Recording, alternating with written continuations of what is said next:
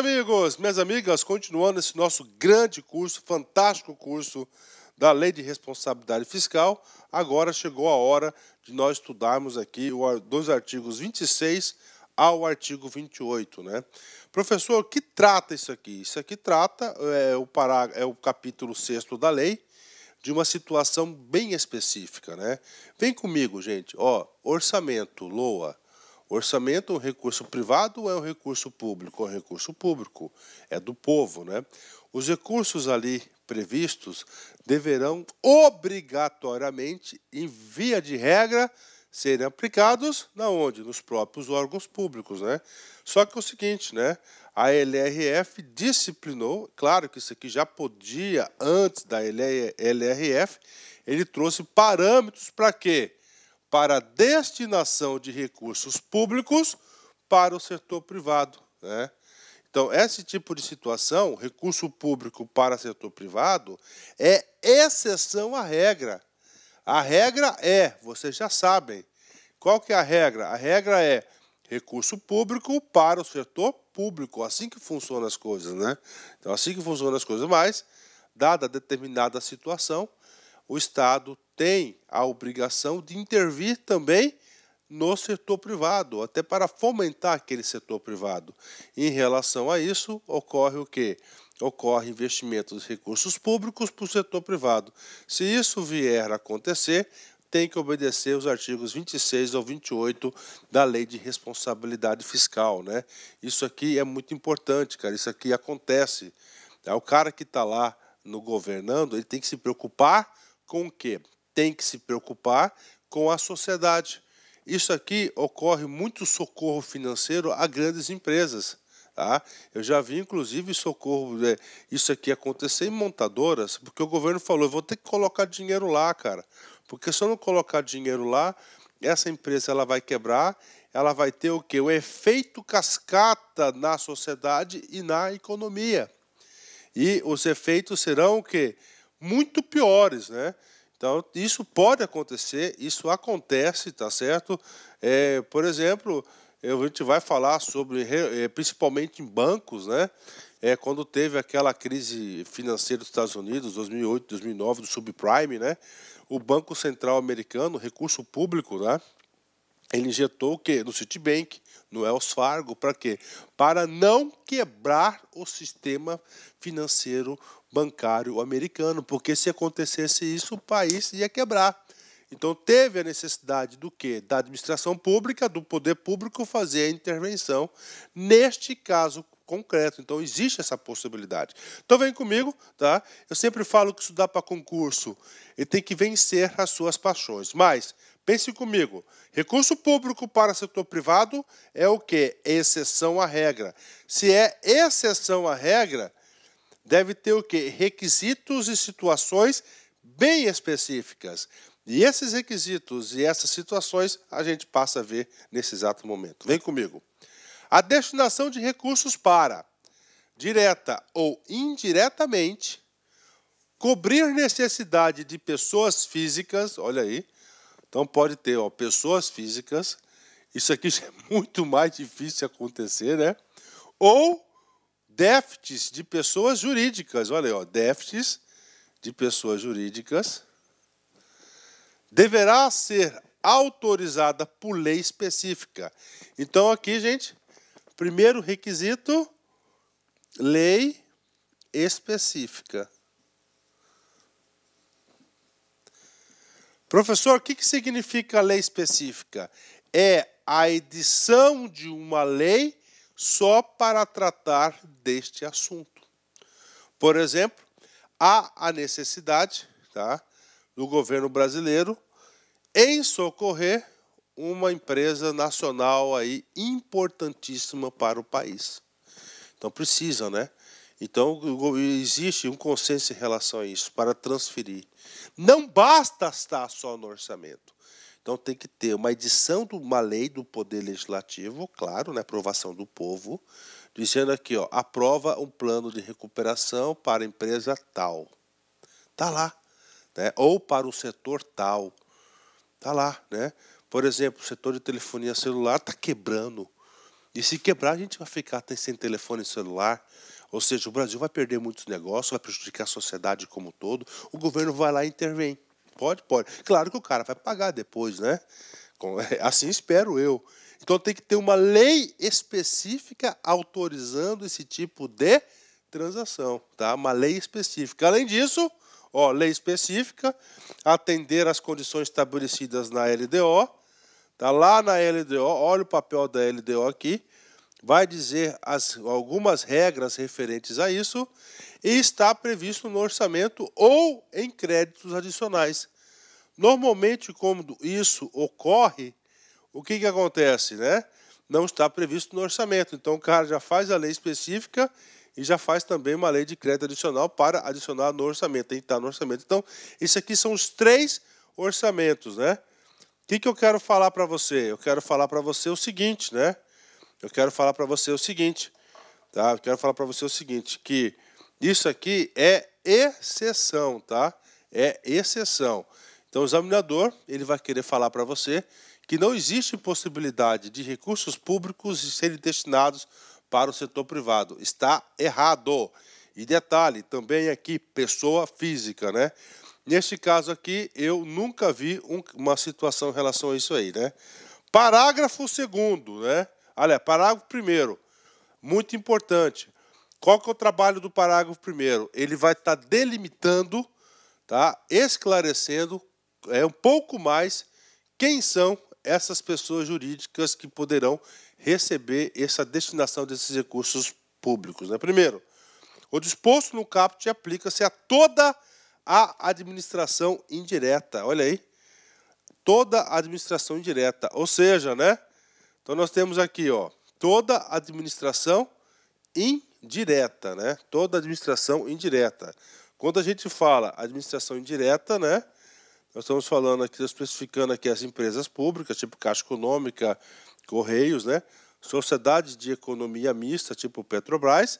Aí ele colocou, inclusive, ó, fundações, porque nós temos fundações públicas de direito privado, né? Olha aí. Todas as instituições aqui elas atuam aí como o setor privado fosse, né? Inclusive, fundações públicas e empresas estatais. Bacana. Aí vem aqui, exceto. Aí nós temos que interpretar, né? Exceto, olha só, no exercício de suas atribuições precípuas, ó. No exercício de suas atribuições precípuas, né? De quem no exercício de suas atribuições precípios, ó? Instituições financeiras. Olha aí, instituições financeiras, né? Essas instituições financeiras aqui, entendo eu que está relacionado com a administração indireta. No caso aqui, ó, Banco do Brasil, Caixa, ó, BASA, BNB, né? Essas instituições federais financeiras, mas no exercício de suas atribuições precípuas, né? E também do Banco Central do Brasil, tá aí. E também no Banco Central do Brasil. Papo reto com vocês, eu entendo que o legislador aqui deixou um pouco confuso em relação a isso, porque nós iremos estudar nesta aula ainda o artigo 28, parágrafo 2º, né, da LRF. Dá uma lida lá para você entender. Esse cara aqui, ele diz da administração indireta, né, que são instituições financeiras, tá, entendo eu, que ele está se referindo a essas pessoas, né. Professor, como assim, professor? No exercício de suas atribuições precípuas, né? Vou colocar o exemplo do Banco Central, né? O Banco Central está precisando aí comprar dólar para valorizar a nossa moeda, ou vender, comprar dólar, né? Comprar, sai real, entra dólar, né? O Banco Central está precisando fazer uma intervenção ali, melhorar ali a taxa do redesconto para os bancos que têm conta lá. Todas essas atividades fazem parte o quê? De uma atividade precípua do Banco Central. Neste caso, para o exercício, até para dar agilidade ao Banco Central, o legislador sabiamente retirou do Banco Central as 3 obrigações. Lei específica, tá certo? Lei específica, ele retirou a LDO e a LOA. Professor, e as instituições financeiras? Vamos colocar Banco do Brasil aqui, tá? Banco do Brasil. Nós sabemos que uma das atividades principais que tem do Banco do Brasil, tá? Do Banco do Brasil aqui, é o crédito agrícola, né? O crédito agrícola. Então, todos os anos, né, existe um plano safra, que sai recursos especificamente do Ministério da Agricultura, que vai diretamente para o Banco do Brasil.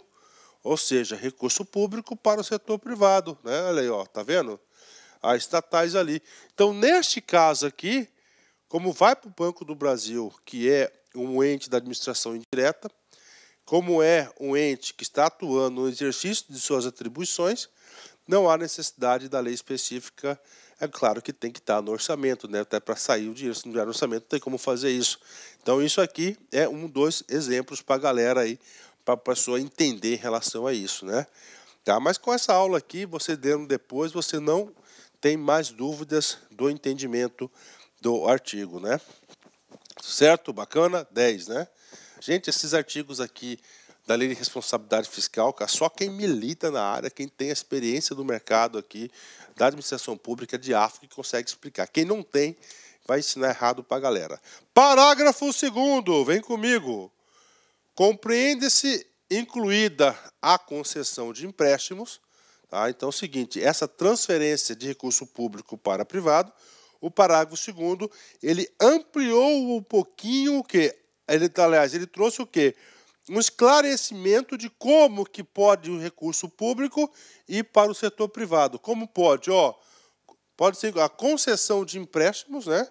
Ele vai lá, empréstimo, financiamentos, refinanciamentos, inclusive as respectivas prorrogações e a composição de dívidas, a concessão de subvenções e a participação em constituição e aumento de capital. Então, aí para a galera as hipóteses que isso poderá ocorrer, né? Artigo 27. Na concessão de crédito por ente da federação a pessoa física ou jurídica que não esteja sob seu controle direto ou indireto, tá? Os encargos financeiros, comissões e despesas congêneros não serão inferiores aos definidos em lei e ao custo da captação, né?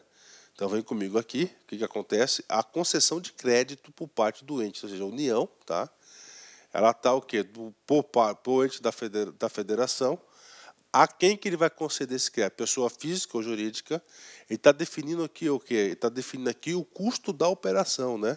O que está falando? Não será a fundo perdido. Isso que é o recado do artigo 27. Não fundo perdido. Não fundo perdido significa dizer que pelo menos ele vai recuperar o custo da operação. Tudo não quer lucro, né? Os encargos financeiros, tá? Comissões e despesas congêneras, né? Encargos financeiros fica restrito aí praticamente à taxa Selic, né? Comissões, despesas congêneras, despesas administrativas da operação, não serão inferiores ao definido em lei, que é aquela lei específica, ou ao custo da captação. Então, o que ele está falando assim? Isso aqui foi muito importante, né? Antes da lei de responsabilidade fiscal, antes da Constituição de 88, principalmente, eu que estudo bastante esse tipo de coisa, já vi várias vezes no orçamento, o cara vai lá, a empresa está falindo, o cara tem um bom senador, um bom deputado, tinha, né? O cara vai lá, destinação lá de R$500 mil, cai na conta, salvava. Não. Agora aqui é o seguinte, primeiro, isso aí, quando o cara vai o dinheiro e não volta, ele é chamado fundo perdido, né? Sai um fundo, vai perdido, então, fundo perdido. Então, aqui, primeira coisa, o trabalho do artigo 27, não fundo perdido, tá? Ou seja, o cara recebeu recurso público, mas ele vai ter que devolver, tá? Devolver, não fundo perdido. E o segundo recado do artigo 27, ele está colocando o seguinte, ó, ao custo de captação, do custo da lei, né? Ou seja, como é que ele vai devolver em relação a isso. Parágrafo único. Depende de autorização em lei específica a prorrogação e composição de dívidas decorrentes de operações de crédito, bem como a concessão de empréstimo ou financiamento em desacordo com o caput, sendo o subsídio correspondente consignado na lei orçamentária, ok? Não é muito importante isso aí, né? Vem comigo, artigo 28, tá? Vamos lá, entendimento do artigo 28. Muito importante. Salvo mediante lei específica. Então, o artigo 28, ele começou colocando os dois pés no peito do sujeito, do candidato. Salvo, tá? Mediante lei específica. Ou seja, se tiver lei específica, pode tudo, tá? Salvo, tá? O salvo já começou com os dois pés no peito do cara. Vamos lá. Qual é o comando? Não poderão ser utilizados recursos públicos, inclusive de operações de crédito, para socorrer instituições do sistema financeiro nacional, ainda que mediante a concessão de empréstimos, de recuperação ou financiamento de mudança de controle acionário, né?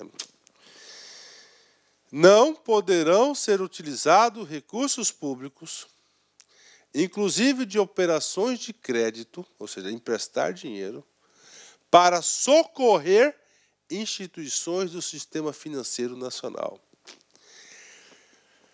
Na década de 90, tá, isso eu levo aí os motivos porque o legislador da LRF fez o artigo 28. Tá? Na década de 90 foi muito importante para o nosso país. Muitos de vocês que estão assistindo esse vídeo não viveram essa época. Eu vivi essa época aqui, ó. Passei por tudo isso. Tá? E procurava entender as coisas.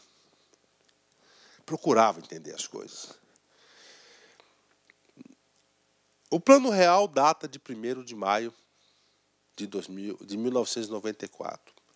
Antes do Plano Real, nós vivíamos uma hiperinflação, cara. Uma hiperinflação, papo reto. Hiperinflação. Tá? O dinheiro não valia nada. Era horrível. E nessa hiperinflação, tá? Primeiro, quem mais ganha com isso é o governo, porque todo dia está sendo reajustado o valor do tributo que ele arrecada. Tá? Porque é um percentual, sobe e todo dia ele ganha. Tá? Então, o imposto inflacionário, os governos ganhavam muito em relação a isso. Segundo, cara, que mais ganhava dinheiro eram os bancos. Então, os nossos bancos tinham uma alta taxa de lucratividade. Você foi lá e recebeu o seu salário, depositou na sua conta. Você marcou bobeira e deixou lá 3 dias. Nesses 3 dias, esse seu salário lá não vai ser corrigido. Pronto, já perdeu o poder de compra, né? O banco já saiu ganhando, porque ele já pegou esse dinheiro, já emprestou para outro, e foi embora. Foi embora, rodou. Então, os bancos ganhavam muito em relação a isso, né? Aí, depois do Plano Real, né, depois que aconteceu o Plano Real, tá, muitos bancos eles passaram perrengue, né? Começou a entrar um colapso em 95 o sistema financeiro nacional e o Banco Central do Brasil foi obrigado a fazer uma intervenção nesses bancos. O Banco Nacional foi um deles, né? A gente lembra do Ayrton Senna da Silva, né, com o bonezinho dele, uma grande marca, né? E Banco Econômico foi outro, cara, que era defendido lá por um grande senador, um poderoso senador baiano, né? Então, assim, nada contra, gente. Vem comigo aqui. Então, o que aconteceu? Então, teve muito recurso público na década de 90 que foram justamente para isso, para socorrer instituições financeiras. Aí vem a lei de responsabilidade fiscal. Opa, para aí, cara. Bingo, parou. Olá, meus amigos, minhas amigas, eu sou o professor Luiz Antônio Carvalho, eu estou aqui para fazer um convite muito especial para você que acabou de assistir essa nossa aula específica, aula top de linha para o concurso da Universidade Federal do Rio Grande do Norte 2019. Nós aqui da Lá Concurso montamos um super curso completaço, ponto a ponto do edital. Essa aula que você assistiu é uma pequena parte da aula, ela não é completa, é uma aula demonstrativa. Essa é a intenção de demonstrar o nosso trabalho, a qualidade do nosso produto. Então convido você ao seguinte, para clicar aqui embaixo, tem um link, você vai ser direcionado diretamente para o site da LAC e ali você pode fazer sua matrícula num curso completaço. Eu tenho certeza que você não vai se arrepender, ponto a ponto do edital, por apenas 10 parcelas de R$20. 80 dias de acesso, o nosso cargo é assistente administrativo, ali está técnico, um erro do nosso marketing aí. Então, 80 dias de acesso, você vai poder assistir quantas vezes quiser e na hora que desejar.